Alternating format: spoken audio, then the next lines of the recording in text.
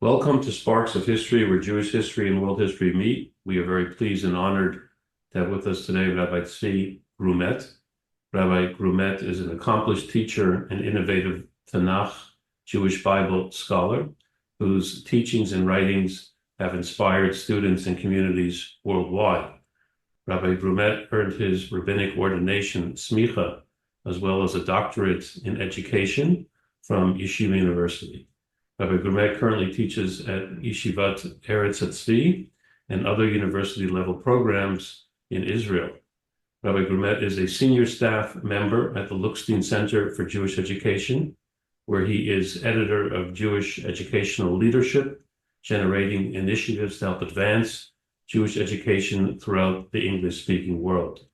Rabbi Grumet's published books include Moses and the Path to Leadership, Genesis, From Creation to Covenant, as well as other writings that have been published in many different periodicals. Rabbi Grumet, thank you for being with us. We appreciate it very much. Sure, my pleasure. We're going to be talking a little bit today about leadership, Jewish leadership, and specifically leadership that we can learn from the Tanakh, from the Jewish Bible.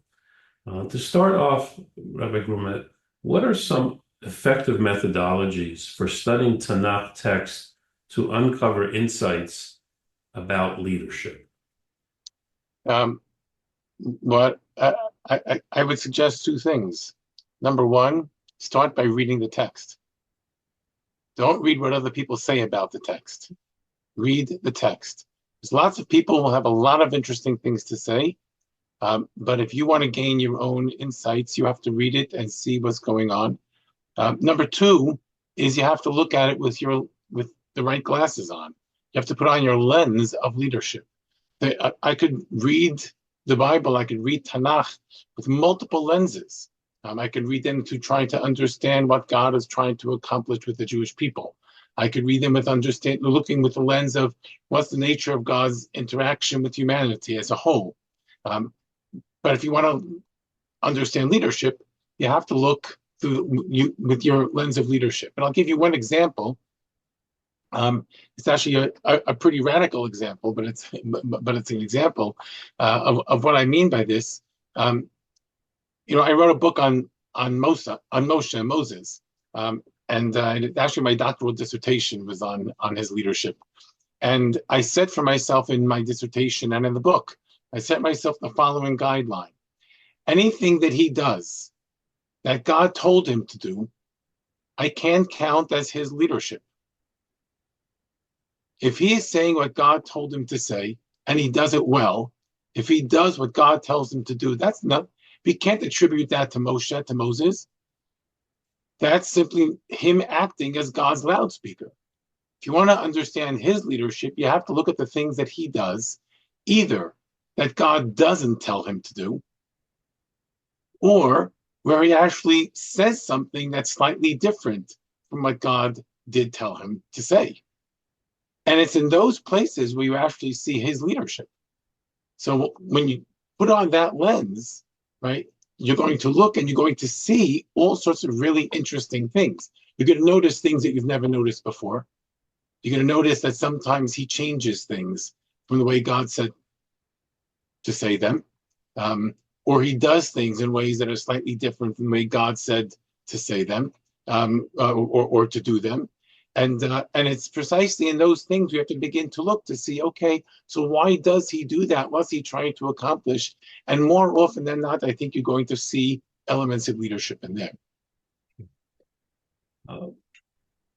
If we start with the assumption, and perhaps it's an incorrect assumption, that the biblical figures, let's talk about the positive, righteous biblical personalities. If we accept the thesis that they were judged according to their tremendous merit, how does this level of scrutiny from the text impact on our understanding of their leadership qualities? So it's hard for me to speak from a perspective that I don't share. When I take a look, for example, at all the great characters in the Bible, all the great characters in Tanakh. Let's take, for example, Abram. When we first meet him, his name is Abram. It takes a number of chapters, 5 or 6 chapters from the time we first meet him to the time that God changes his name from Abram to Abraham. That means that there was development, there was growth, right? And my assumption is that the greatness of all the character, that's one example, right? Jacob, it took many, many chapters before he earned the name Israel. That means he wasn't Israel in the beginning. He had to earn that. Something had to happen. He had to go through transformation. And I have no reason to believe that the things that the Torah describes about these characters is anything other than accurate. So my fundamental assumption is the greatness of the greatest of the biblical characters is that they grow. And what the Torah presents to us are paths of growth. It shows us how they changed over the course of time. And that's our greatness. So I don't think that they're judged based on different standards. That's an assumption that some make. Rashi, one of the great commentaries, Rashi makes that assumption. But many of his colleagues, including his own students, including his own son-in-law and grandchildren, they do not share those assumptions. So that's one assumption, but that's not an assumption that I work with. I don't assume that the stories that we're told, that the Torah is being extra critical of them because God just expected that much more from them. I think God expects of them what he expects of us, and he expects of us what he expects of them. And just like they went through paths of tremendous growth, I think all of us are capable of the same. Okay. You had touched upon this when you spoke initially about Moshe, about Moses. Given that many of the Jewish leaders in Tanakh had God's direct support, you had given it from the perspective of anything that Moses was told to do and did precisely, that is not an indication of leadership. We have to go to the other elements. But given that they had these direct interactions with God, how can we apply their examples to leadership today, where we can make the claim that we don't have overt divine intervention, at least perhaps some of us don't have it? So I don't think that the greatness, and I mentioned this before, Right. Moses' greatness was not because God spoke. I mean, in as a leader, I'm not talking about as a prophet. His greatness as a prophet is the fact that God spoke to him, and he spoke to him like he spoke to nobody else ever. But his greatness as a leader comes from the decisions that he makes.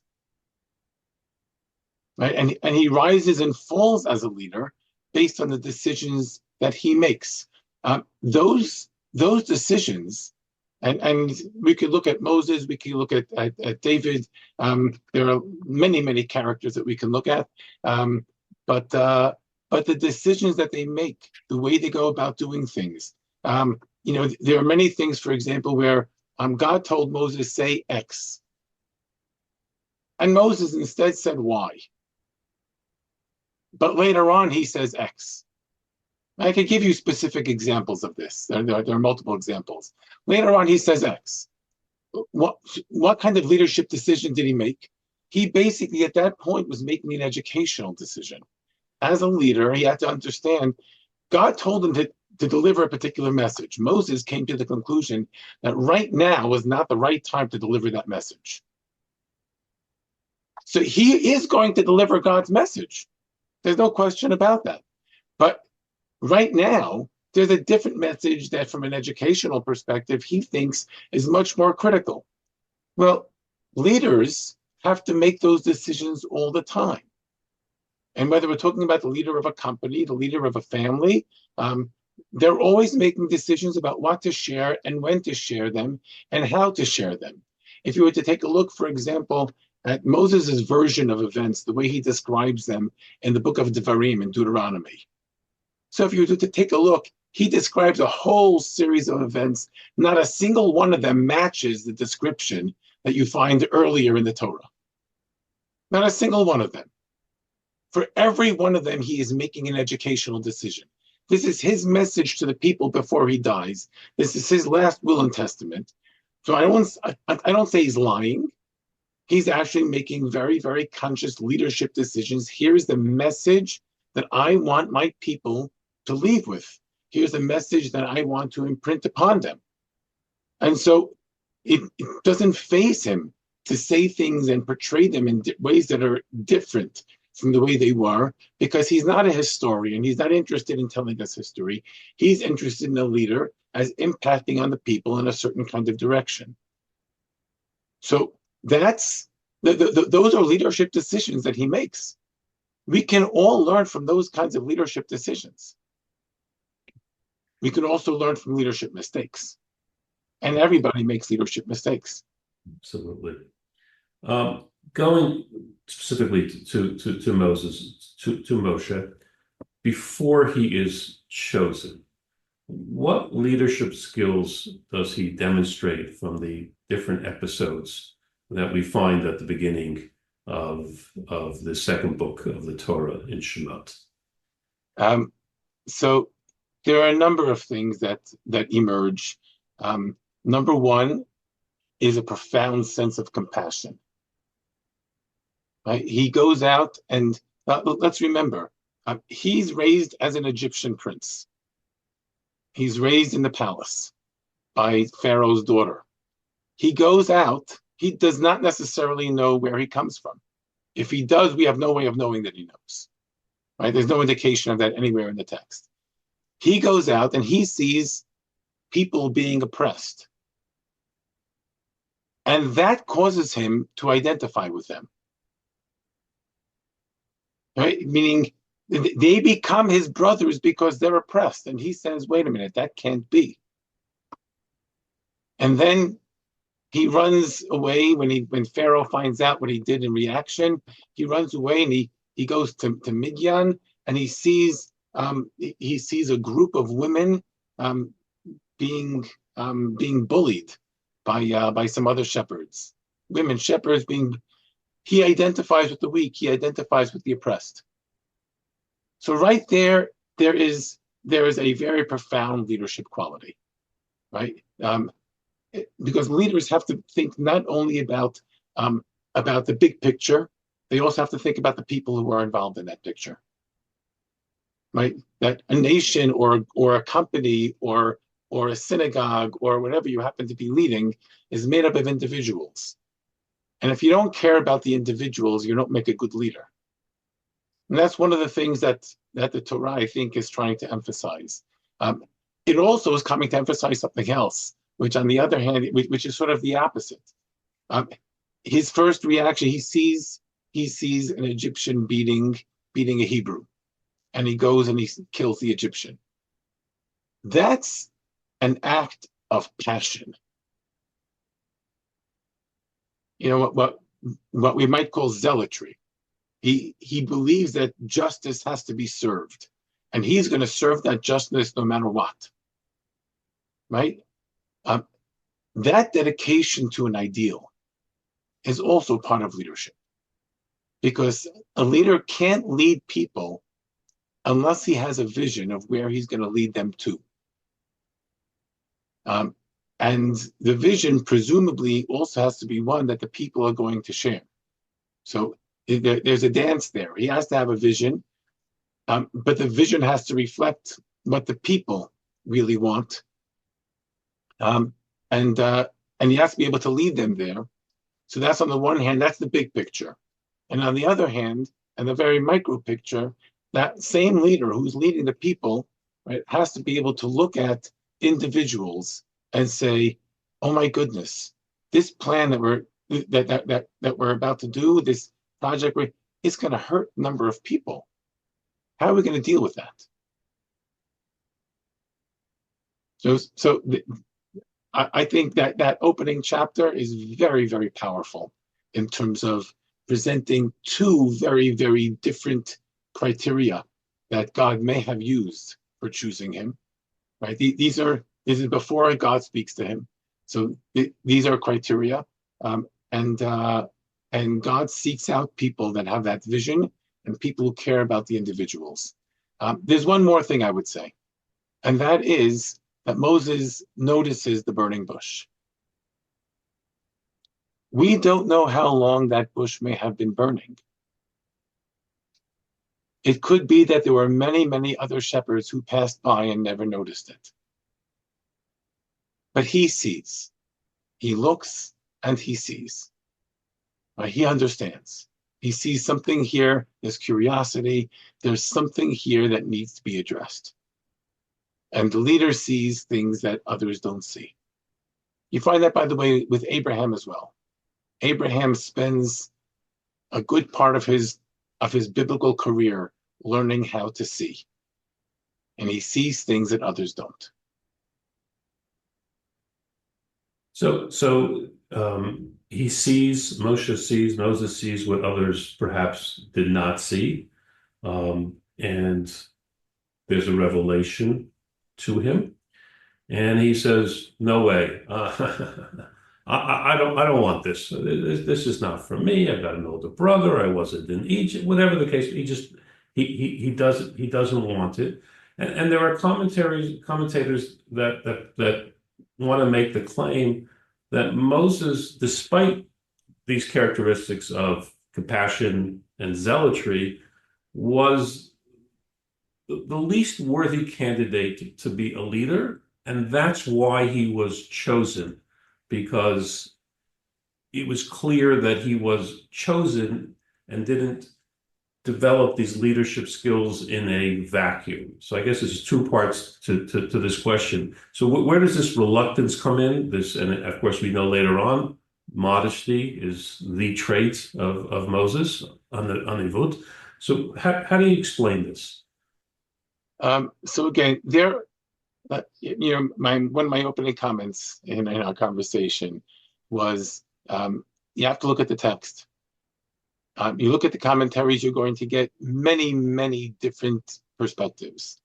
When I went to write my doctorate, so one of the people on the committee asked, which commentaries are you going to be using? So I said, here's the problem. And I listed a number of commentaries. If I use this commentary, I'm going to write one doctorate.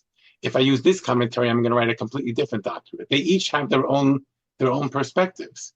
So I actually won't be commenting on what the Bible says, what the Torah says about Moshe, about Moses. I'll be I'll be writing about how this particular commentary understands. Right? And this we know, everybody brings themselves into their own commentary. So there are 100 different doctorates to be written if you want to choose from the perspective of Abarbanel, or from the perspective of Netziv, or from the perspective of Ramban. Everybody's got their own perspective on that. I hestate when you say there are some commentaries. So I hesitate trying to get into somebody else's head to say, well, according to them, well, I would then project that. Now that I said that as a preamble, could you just repeat your question really quickly? Yeah, absolutely. So it's the Moses's reluctance, his attribute of modesty. We have compassion, we have zealotry, we have modesty. Where does that play in leadership? It's almost the antithesis of when we look at today's rulers. Let's not call them leaders, let's call them politicians. It's the antithesis of modesty. The modest person just doesn't get anywhere. Right. So look, it's very clear later on in the Torah, in the book of Numbers, that Moses' modesty is highlighted. But like anything else, as I've said, right, is that something that he always had, or is that a characteristic that developed over time? So it's not clear to me that his reluctance in the beginning of Exodus is based on modesty. Right? I suspect that there are other things going on. Number one, he's an outsider. He hasn't lived amongst these people in 80 years, or maybe 77 years. There's no reason for him to identify with them. And if I were him, what I would say, I mean, a little bit of chutzpah. Maybe I'm not as modest as he is, but with a little bit of chutzpah, I would say, well, God, you have a problem. Your people are suffering. Well, you're all powerful. Why don't you take them out of Egypt? Like, what do you want from me? You can do this. You don't need me to do this, right? So I think there could be lots and lots of reasons as to why he doesn't engage right away. That being said, there are many other places in the Bible as a whole where we see modesty or humility as a very, very important qualification for leadership. And I think the first place I would turn to in that is probably King David. When you take a look at his career, and this is actually quite striking, that he rarely ever goes on a mission, whether it's an offensive mission, a defensive mission. He rarely ever goes on a mission without consulting God first.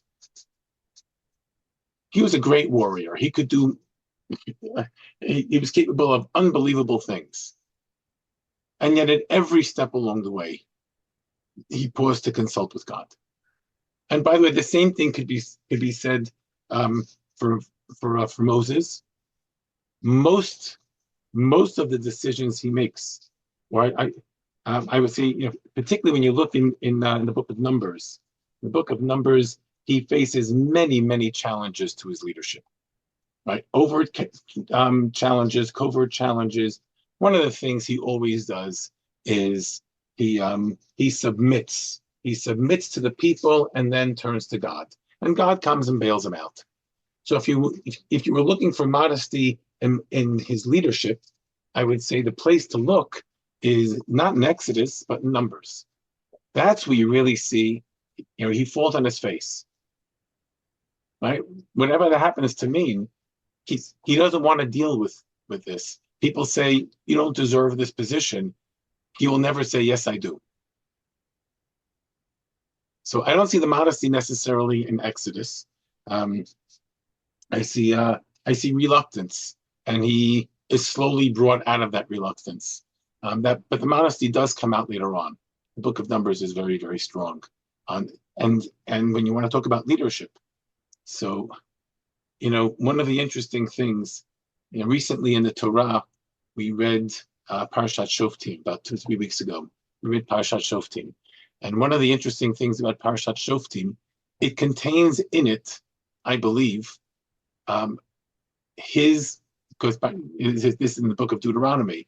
This is Moses's prescription for a leadership system, not a leadership individual, but a leadership system. And there are 4 different leadership models that he presents. There's the model of the shofet, the judge. There's the model of the prophet. There's the model of the Kohen, the priest. And there's the model of the king.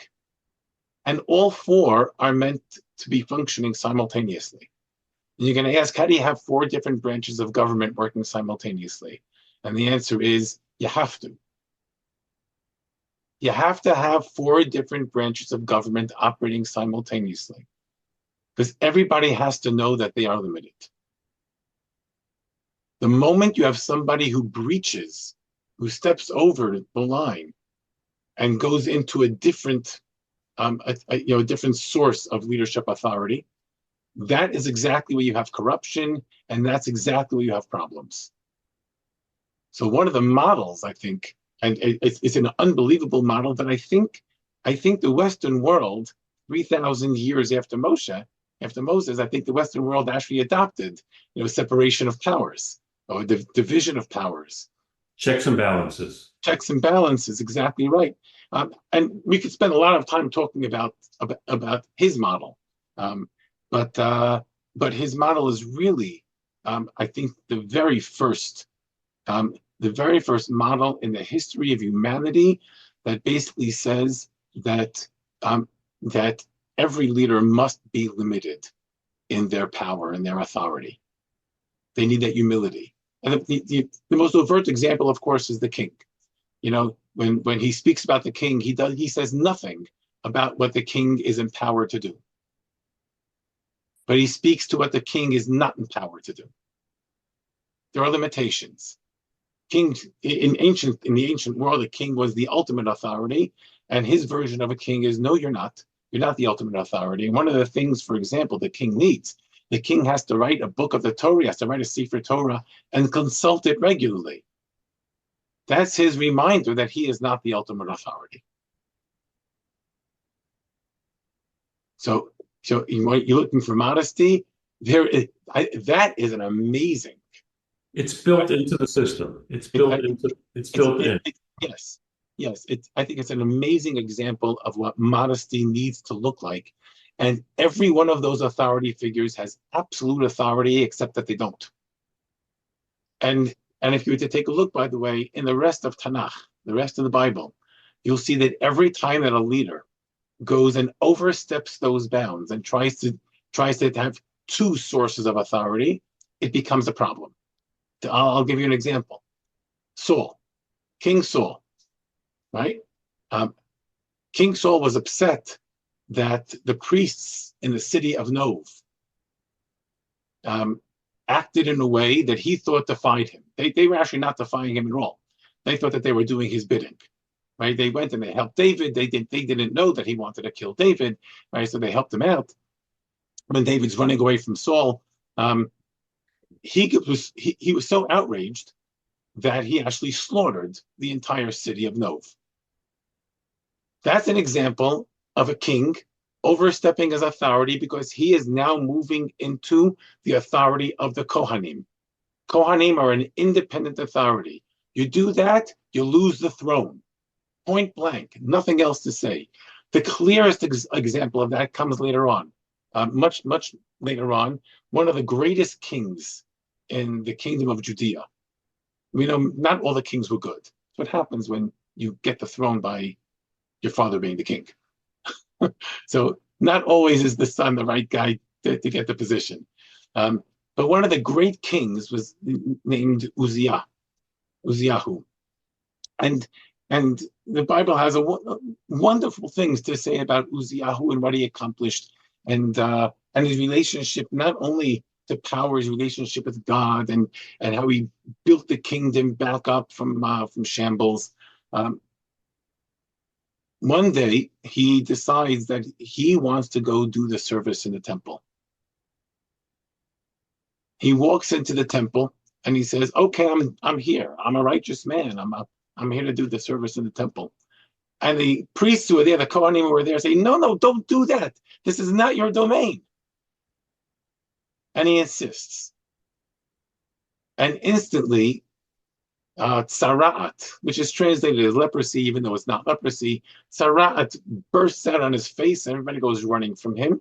And that's the end of his reign. Because as a king with Tzara'at, you can't function.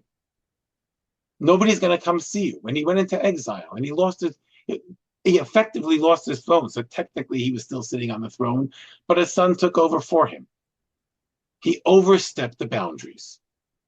You try to take two different sources of power and combine them, that's a no-no. Yoshua, he didn't inherit the position, but he was an heir to the position. How does that fit into leadership and someone being able to transition from one generation to the next generation, taking over leadership from the founding father, so to speak? I think that he had the hardest job in all of human history. How do you step into a set of shoes like those worn by Moses? right? When the Torah describes him, right, as the greatest prophet who ever lived and ever will live. How do you, and you know, for, I think about this a lot. For the people who were alive at the time, so most of them, the only leader they ever knew was Moses. From their perspective, he made the sunrise and the sunset. He brought the food, he brought the water, he brought protection, he defended them, he interceded with God. He was everything. And Joshua, how do you step into those shoes? Right? I think that was the hardest leadership transition ever in the history of humanity. Um, and the way he does it is he learns very quickly that he has a different role than Moses. He doesn't look to step into Moses' shoes. His job is to do what Moses couldn't. And he can't do what Moses did, what Moses could. He couldn't be the prophet. We rarely ever, in the book of Joshua, we rarely ever see him as a prophet. He doesn't really function as a prophet so much. He's a military leader. That's his job. That's the way he's first introduced to us in the Bible. We meet him. He's leading a battle against Amalek. He's a military leader. And that's what he does. And he does that much better than Moses ever could have. Moses could not go into the land. He could not lead the people into battle to capture the land. That was not his thing. He was the prophet par excellence. And Joshua understood that his job was not to be the prophet. His job was to do what he needed to do. And I think, again, within there's a very profound message. When you go and you take over, whether you're taking over as the rabbi of a synagogue, you're taking over as the leader of a company, you're taking over whatever it is, right? It's even true, for example, when you have, I think about this sometimes. So unfortunately, I know a number of people who have stepped into this position where they married somebody with children, and the other parent had been deceased. What do you do? How can you ever step into those person's shoes? And the answer is you can't. You can't become that other person. You shouldn't even try. You have to become your own person. You have to respect that other person, what they did, and you have to be your own person. And in leadership, you have to look and say, okay, what are the needs? What are the needs of the people I'm supposed to be leading? What are their needs today as opposed to what they were 10, 20, 30, 40 years ago? And then figure out, how am I going to accomplish the goals that are appropriate for this generation? And that's exactly what Joshua did, and that's why he was successful. You had mentioned the first king of Israel, Shaul HaMelech, King Saul. Was it more than just overstepping his boundaries as the first king that was the problem with his leadership, and his leadership was taken away? What else was in play there where there was a lack of leadership? There were many things at play. Sometimes we see things after the fact that we couldn't necessarily know beforehand. And often we meet somebody and we think of them in a certain way, and then over the course of time we discover other kinds of things. I'll give you two specifics when it comes to this. So one of them, and they're both they're there in the text. One of them is, if you take a look at what happens after David enters his life, he becomes obsessed with him. He becomes obsessed with him. Jealousy, fear, paranoia, however you want to slice that. You can use whatever terms you want. But that obsession blinds him to the point that by the time David takes over, by the time he dies, and David assumes the throne, there's actually nothing left to the kingdom. His kingdom is completely destroyed. People don't really pay attention to this so much. His arch enemy were the Philistines. The Philistines were headquartered in what we would today call Gaza. That was their area, right? Gaza was one of the 5 Philistine cities. Gaza, Ashdod, Ashkelon, Ekron, they're all in the southwestern corner of the country. He dies in battle fighting against the Philistines on Mount Gilboa. Mount Gilboa is in the northeastern corner of the country. Why are the Philistines in the northeastern corner of the country? Because he basically abandoned the defense of the country. His obsession with David just blinded him, and the entire country fell apart. So we want to know what were some of the other things that undid him. So this is the kind of thing that we see in retrospect. We didn't necessarily know this in advance, but in retrospect, this and you can call it obsession, you can call it jealousy, you can call it paranoia, whatever psychological terms you want to give there. But that actually destroyed the country. When he died as the king of nothing. He wasn't the king of Israel who died. He ruled over nothing. The country was basically taken over completely by the Philistines. Okay, so that's one perspective, and that's with that retrospective kind of look. There's another perspective, and this is looking forward a little bit, and there are a number of incidents that sort of point to this. There are hints to this in the text, but the hints are more than just hints. Many of them are actually quite explicit. I mentioned earlier that David's modesty, and I think his greatness, part of it's one piece of his greatness. That is the only greatness. I'm a big fan of his, by the way. But one piece of his greatness was his relationship with God and how intertwined everything he did as a leader and as a king were with his relationship with God. And his one major failure was where he failed his relationship with God. I don't want to get into that. That's a whole other discussion, right? But when you take a look at Saul didn't have a relationship with God. Saul had a relationship with magic. He deeply believed in it.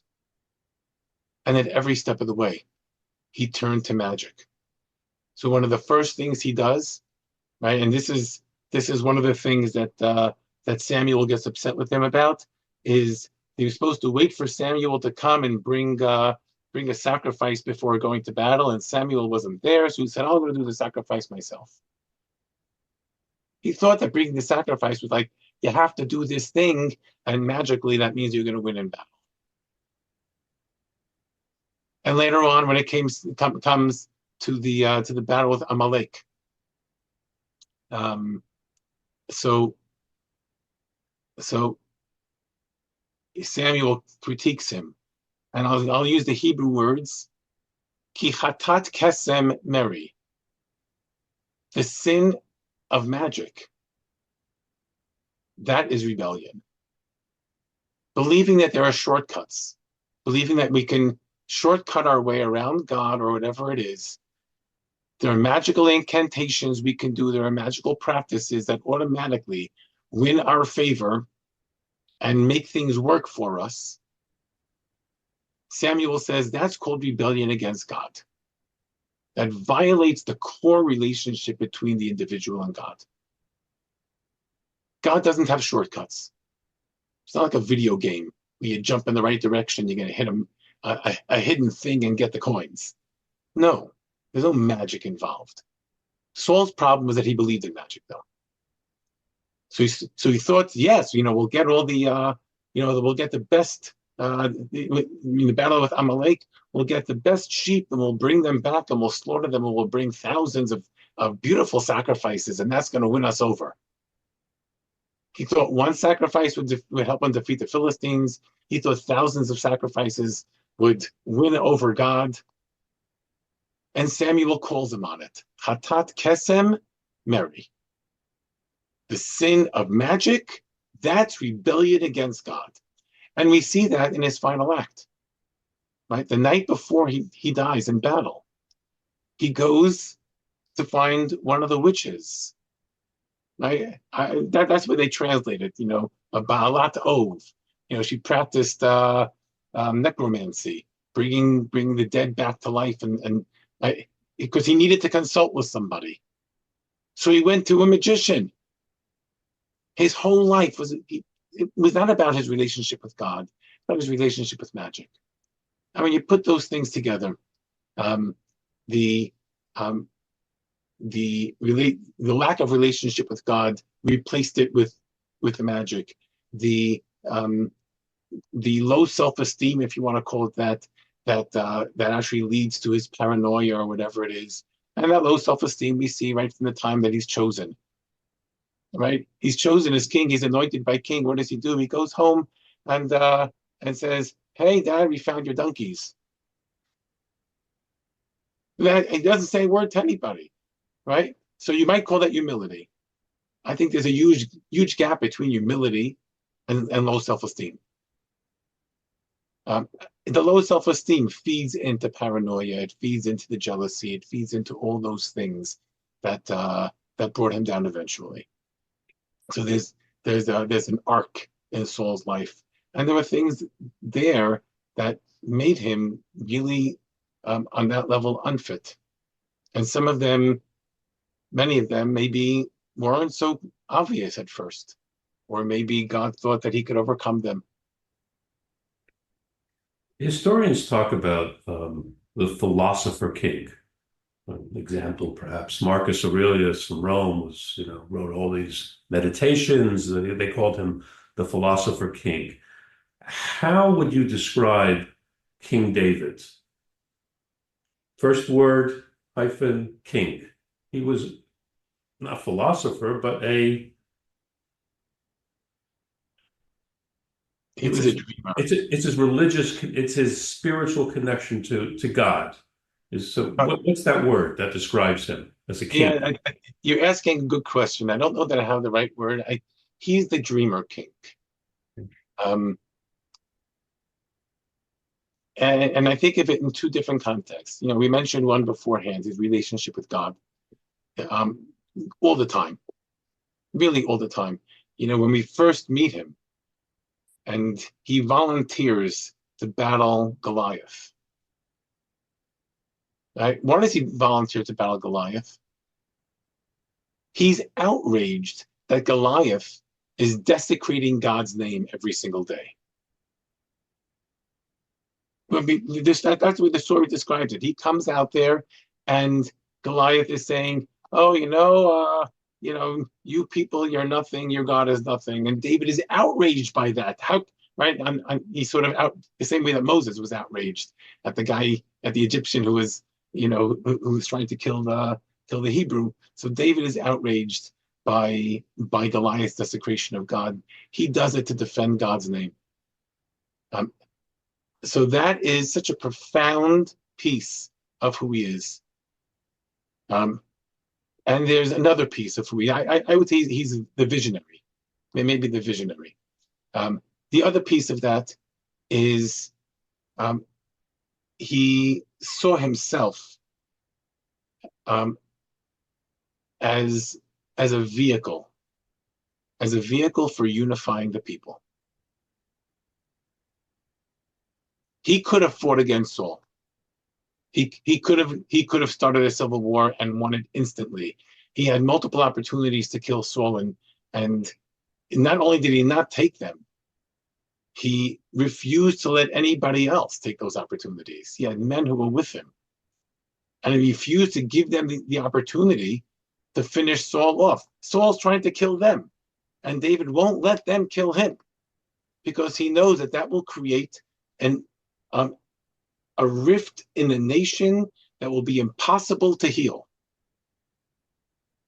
Everything he does is designed to make sure that you don't have a split in the nation. As his entire life was devoted to that, right? But from really almost the first time we meet him, right? Certainly from the time that he runs away from Saul, doesn't fight back. He never ever fights back, right? He just runs, right? Because fighting back would mean creating that split in the nation. So from that point up until really his comments he makes to his son on his deathbed, when he talks to Solomon on his deathbed, he gives him instructions. He gives him instructions about a number of different people that Solomon needs to take care of. Like when mafia boss says you got to take care of, says you got to take care of them. David refused to take care of them in his lifetime, because if he did it, that would undo his entire life's work. He turns to Solomon and says, you do it, but do it smartly. Smartly meaning make sure that it doesn't turn into the kind of thing that's going to split the nation. Without getting political, if you had the opportunity to be in a room with it's called the leaders of the major political parties in Israel, closed room, and they said to you, Rabbi, give us a few examples of leadership from the Bible, from the Tanakh. We will follow them. We don't want too many. We just want some tips, and we'll commit in writing to follow them, to follow your advice. Give us a few examples. What would you tell them? Without getting political. Political. I don't go there. Right. So truth is, I would share with them some of the things that I shared here. I would talk to them about Moses, who cared about the individuals, compassion for the individuals. He's the leader of a nation. You have to think about people. When if you've ever visited the Menachem Begin Museum, and the stories they tell about Menachem Begin on his first day in office are extraordinary. They ask him, what kind of leader do you want to be? And he says, I want to be a good Jewish leader. And what does that mean? Number one, the Vietnamese boat people, we have to take care of them. Nobody in the world wanted to take them in. He said, we know what it's like. We have to take care of them. And number two, there was a story that somebody brought to him about somebody in his neighborhood, I don't remember the specifics, who had fallen on hard times. And he said, don't worry, we'll take care of him. Meaning, care about the individual. And that's on the one hand. And on the other hand, I would share with them stories from David. The stories where David fought he risked, I'll say it this way, he risked his entire career in order to make sure that the nation would not be divided. And I'll give you two examples of that. In one, Saul is chasing after him, and he's camped out, and David is really cornered. And at night, David goes with his cousin, Avner, and they sneak into the enemy camp, and they go right up to Saul, who's sleeping there with his sword next to his head, and they take his sword. Avner wants to use the sword to chop off Saul's head. And David says, don't you dare. This man was anointed by God. Don't you dare touch him. The second example is, and I'm just going to expand on these two examples in a minute. And the second example is David's a king for 7.5 years in Hebron. He's the king of Judea. And the political landscape changed, and the opportunity came for him to become the king of the entire nation. It was offered to him. So he sets out certain basic requirements, and he does it. But when he does it, he does something extraordinary. He moves the capital to Jerusalem. And those stories have the same exact message in them. When David refused to let Avner kill Saul, and the same thing happened earlier when they were in the when David sneaks up on Saul in a cave. David actually risked his entire career. He is surrounded by hundreds of people who have joined him because they were outcasts in Saul's kingdom. And Saul's chasing David, but he's chasing them too. He's out to kill them. When David tells them nobody touches a hair on Saul's head, at that point, there are a number of possibilities. One possibility is that his men kill him and then kill Saul. The other possibility is that they leave him completely. What kind of leader are you? You're the leader of the rebellion against Saul and you won't let us touch him? He risked his entire political career, everything, in order to make sure that there was national unity. That was a gutsy move.